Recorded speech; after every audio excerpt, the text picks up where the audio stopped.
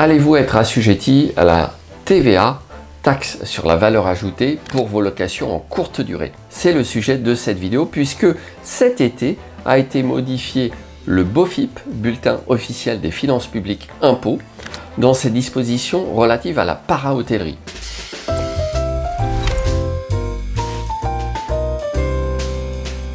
Alors je vous ai déjà cité la LCD, la TVA, la para-hôtellerie. En quelques mots, vous allez voir, tout ça n'est pas de premier abord très simple, mais ne vous inquiétez pas, si vous avez besoin de rentrer dans les détails, vous allez pouvoir rejoindre la communauté du droit d'investir en cliquant sur le lien qui se trouve sous la vidéo.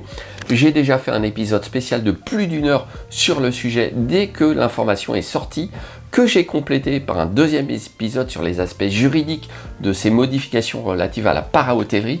Donc, ne vous laissez pas surprendre et allez retrouver toutes les infos essentielles et connaître les dispositions à prendre justement pour faire les bons choix pour les mois et les années qui viennent. Mais revenons à cette modification qui a été opérée pendant le mois d'août sur la para-hôtellerie. De quoi s'agit-il? Un loueur en courte durée, et je l'ai dit dans de très nombreuses vidéos, n'est pas a priori quelqu'un qui exerce une activité commerciale. La Cour de cassation, je vous le rappelle, vous pouvez vous reporter à ma vidéo sur cette chaîne sur le sujet, a dit dans un arrêt du 25 janvier 2024 que la location courte durée n'était pas une activité commerciale, sauf activité de para-hôtellerie. C'est là qu'on revient sur notre modification de l'été 2024. De quoi s'agit-il? Vous avez 4 critères pour la para-hôtellerie. Tout d'abord, l'accueil personnalisé des clients. Alors, sur ce point, chose étonnante, l'accueil personnalisé des clients est toujours considéré comme réalisé, même s'il s'agit d'une boîte à clés ou de serrure à code par exemple. Sachez toutefois que j'ai trouvé une décision de jurisprudence qui disait que l'accueil devait être fait dans des conditions similaires à celles d'un hôtel. Bon, je parierai pas ma chemise là-dessus et j'irai pas au contentieux avec juste une décision. Cela dit, deuxième critère, la fourniture du linge. La fourniture du linge s'entendait jusqu'à présent comme du changement de linge pendant le cours du séjour des occupants. Désormais, avec le nouveau critère, le linge est considéré comme fourni et changé pour les séjours de moins d'1 semaine s'il est changé avant l'arrivée du nouvel occupant. Vous imaginez bien que pour des séjours de 2 ou 3 jours, ce critère va être rempli puisque vous n'allez pas laisser le linge des occupants précédents. Donc, pour toutes les personnes qui propose des séjours inférieurs à 1 semaine, vous allez cocher ce critère. Troisième critère, c'est ce même critère du séjour de moins d'1 semaine pour le ménage. Le fisc considère désormais que ce critère est rempli si vous faites le ménage avant l'arrivée des prochains occupants lorsque les séjours sont de moins d'1 semaine. Évidemment, vous allez faire nettoyer l'appartement entre chaque séjour. Donc pour beaucoup d'entre vous, vous allez passer également avec la coche de ce critère, et vous allez passer en para-hôtellerie puisque vous remplissez déjà 3 des 4 critères. Quatrième critère, la fourniture du petit déjeuner qui ne semble pas vraiment avoir évolué. C'est toujours, selon moi, dans des conditions similaires à celles d'un hôtel. Donc à part pour les gîtes et chambres d'hôtes, où là il y a une salle commune bien souvent, avec une télé, de la confiture, peut-être locale, etc. Oui, là ça peut être considéré comme la fourniture du petit déjeuner. Si c'est des biscottes et du beurre dans le frigo, ça ne fonctionne pas selon moi. D'accord? Mais on va voir, hein, tout ça va demander des mois à être jugé, voire des années à être jugé. Alors, conséquence de ce passage en para-hôtellerie, la conséquence fiscale. La conséquence fiscale, c'est désormais l'assujettissement à la TVA, taxe sur la valeur ajoutée. Ce qui signifie concrètement qu'un loueur meublé en courte durée, qui passe même par une plateforme ou pas, va devoir facturer 10% de TVA sur le prix de ses nuitées. Ce qui signifie que soit vous allez réduire votre marge de 10% pour rester concurrentiel, soit vous allez augmenter vos prix de 10%, puisque vous devrez facturer ces 10% pour les reverser à l'État. Attention, cela signifie également que dans cette hypothèse, vous allez pouvoir déduire la TVA que vous-même vous payez à des prestataires. Des frais de plateforme, des conciergeries par exemple.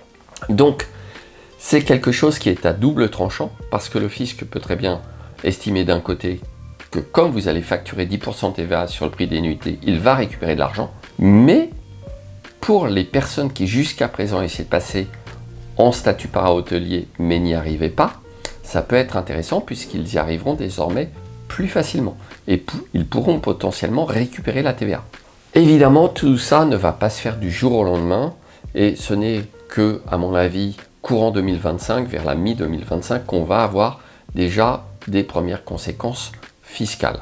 Pour être un petit peu plus précis, sachez également, encore une fois, tout ça nécessite de plus amples explications, que ce soit d'un point de vue fiscal ou juridique, et pour ça je vous reporte au droit d'investir, mais sachez également qu'il existe ce qu'on appelle une franchise de TVA, et qu'en dessous d'un certain seuil de chiffre d'affaires, vous serez assujetti à la TVA, mais vous n'aurez pas à la facturer et vous ne pourrez donc pas la déduire.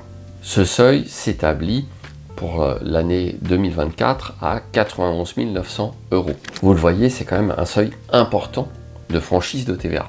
Et il y a divers moyens pour essayer de ne pas franchir ce seuil. Bref, vous l'avez compris, c'est quand même une modification importante. Alors, dernière précision, j'ai eu beaucoup de questions sur ce point, notamment suite au post ou à la communication que j'ai pu faire sur mes réseaux. Et on m'a demandé notamment à partir de quand est-ce applicable? Eh bien, c'est applicable tout de suite, en théorie au moins. C'est-à-dire que le passage en statut de para-hôtelier peut être applicable dès qu'on connaîtra votre chiffre d'affaires de fin d'année. Pourquoi? Parce qu'il ne s'agit pas d'une nouvelle loi qui a été votée, contrairement à ce que vous lirez sur Internet. Ce n'est pas une nouvelle loi, c'est simplement une modification de la doctrine fiscale opérée par le service des impôts dans le fameux BOFIP, Bulletin officiel des finances publiques, impôts. Et donc, en conséquence de quoi, ça n'a pas eu à être voté. Et c'est d'application immédiate. Ça peut vous paraître surprenant, mais c'est juste une modification d'appréciation des critères, tout simplement, qui a de très importantes conséquences. Vous le voyez, comme d'habitude, la fiscalité, c'est quand même assez subtil. On ne sait pas vraiment comment le fisc va apprécier les critères, à qui ils vont aller s'adresser pour dire vous êtes passé en para-hôtelier. Bon, j'ai bien quelques idées, mais on aura certainement l'occasion d'en reparler lors d'un de mes coachings communs que je propose tous les mois à mes membres du droit d'investir. Voilà, il me semblait important de vous informer sur ces modifications des critères de la para-hôtellerie. Ça n'a pas des conséquences que pour les loueurs en courte durée.